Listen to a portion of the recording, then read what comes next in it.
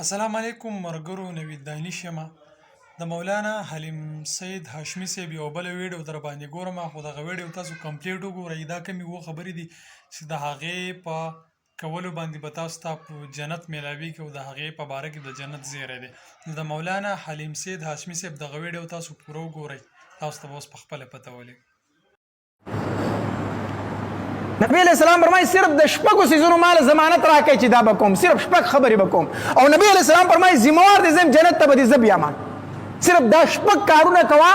او جنت ته به دې زه داخلوم نبی علیہ السلام فرمایي ذمہوار دې زم یو په هغې کې نبی علیہ السلام فرمایي اصدقوا اذا حدثتم مال به د دې خبرې ضمانت راکړئ که نه چې کله هم خبرې کوي نو رښتیا به وایي ما سره به دا وعده کوي نبی علیہ السلام فرمایي مال به د دې خبرې ضمانت راکړئ چې خبرې کوم نو رښتیا به هم په خبرو کې به دروغ نه وامه ځکه حدیث مبارک کې راځي وایي کله چې یو انسان دروغ وایي که نه نو د د خولې نه یو بدبویي شروع شي د خولې نه بدبویي شروع شي نو د ده سره چې کومې دوه پرښتې دي په دې اوږو ناستې دي د دې انسان نیک اعمال او بد اعمال لیکي وایي دا پرښتې د ده نه ډېرې لرې وتښتي ډېر زیاتې لرې ته وتښتي ځکه دا فرشته یو پاک مخلوق دی دوی د بدبویۍ نه ډېر زیات نفرت کوي د بدبویۍ نه دوی نفرت کوي نو چې کله دا انسان دروغ شروع کړي د ده د خولې نه بدبویي شروع شي نو دا فرشتې ترې لرې وتښتي لاړې شي نو چې کله دی دا دروغ بس کړي که نه نو دا فرشتې ورته خیرې کوي او راشي د دا دروغ ولیکي دا عمل یې ولیکي او خیرې ورته کوي وایي موږ ته دې دومره په دې بدبویۍ تکلیف راکړو دا دروغ دومره لویه ګناه ده دومره لویه ګناه ده نو نبی علیہ السلام فرمایي اول به ما ته د دې خبرې ذمہواري راکړئ چې خبرې کوم نو رښتیا به هم دروغ به نه وایم یو به دا ذمہواري راکړئ دویم نبی علیہ السلام فرمایي اوفو اذا وعدتم د دې خبرې به ما له ذمہواري راکړئ چې کله دې هم وعده وکړه هغه به پوره کوئ د دې مال ذمہواري راکړئ نبی علیہ السلام فرمایي چې د خپلې وعدې به څه کوي پورهوالی کوي وعدې به د خلکو سره نه ماتوي لنډه خبره دا ده د دې به مال ذمہواري راکړئ دریم نبی علیہ السلام فرمایي وادو اذا اؤتمنتم مال به د دې خبرې ذمہواري راکړئ چې څوک در سره امانت کړي دي په هغې کې به خیانت نه کوي چا در سره امانت کېښود اکه شی به هغه شان واپس کوي څنګه چې در کړی و د دې خبرې به مال ذمہواري راکړئ نبی علیہ السلام فرمایي چې په امانت کې به څه نه کومه خیانت نه کوم څو خبرې شوې درې څلورم نبی علیہ السلام فرمایي واحفظوا فروجکم د دې خبرې به ما له ذمہواري راکړئ چې د خپلې شرمګاه به زه حفاظت کوم کو نارینه ده کو زنانه ده زما شرمګاه به د دې خبرې ما له ذمہواري راکړئ چې د حلالو نه علاوه به نه استعمالیږي او پنځم نبی علیہ السلام فرمایي وعزوا ابصارکم د دې خبرې به ما له ذمہواري راکړئ چې خپلې سترګې به ښکته ساتم ښکته ساتلو څه مطلب دی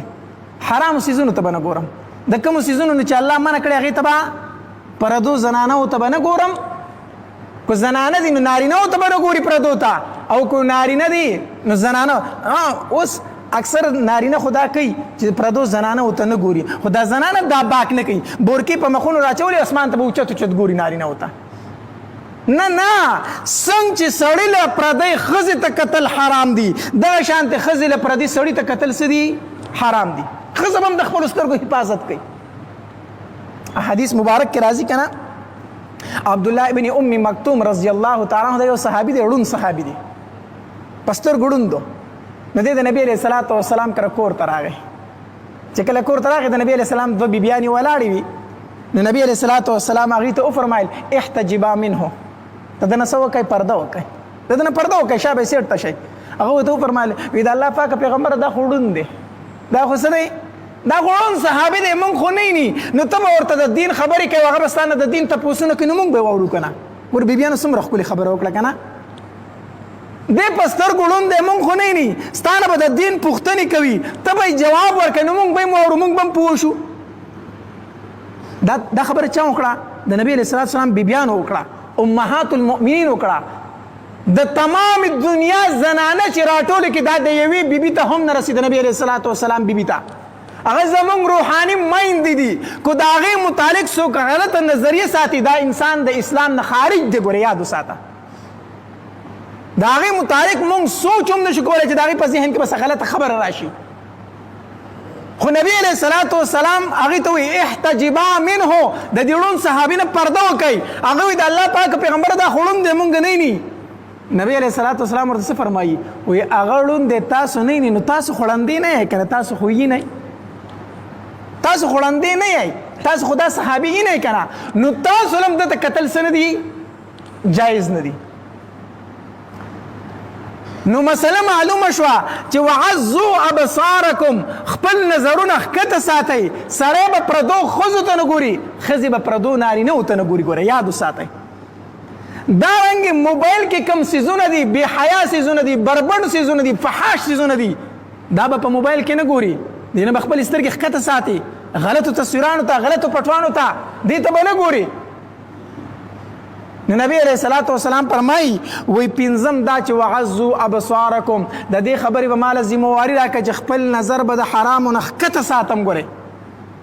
او شپږم نبی علیہ الصلوۃ والسلام فرمایي وکفوا ایدیکم مال به د دې خبرې ذمہواری راکړئ چې په خپلو لاسو به یو مسلمان ته تکلیف نه ورکوم زما د لاس نه به یو مسلمان ته تکلیف نه رسی زما د لاس نه به څوک په تکلیف کې کېږي نه نبی علیه الصلاة والسلام فرمایي وایي د دې شپږو خبرو تاسو مال ضمانت راکئ او جنت ته په داخلولو خو زه ذمہوار یم څومره اسانه خبره ده که نه جنت ګټل مشکل دي اسان کار دی اسان کار خبرې چې کوي دروغ مه وایه دویم چې کله وعده دې وکړه نو دا پوره کوه دریم چا در سره امانت کې خود څه پکې مه کوه خیانت پکې مه کوه څلورم د خپل شرمګاه حفاظت کوه د حرامو نه پنځم خپل سترګې د حرامو نه ښکته ساته شپږم د خپل لاس نه یو ورور مسلمان ته تکلیف مه ورکوه نبی علیه السلام فرمایي وایي د دې شپږو خبرو ماله ضمانت راکړه چې دا به نه کومه ټیک شو او د جنت په داخلولو دې زه ذمہوار یم نبی علیه السلام فرمایي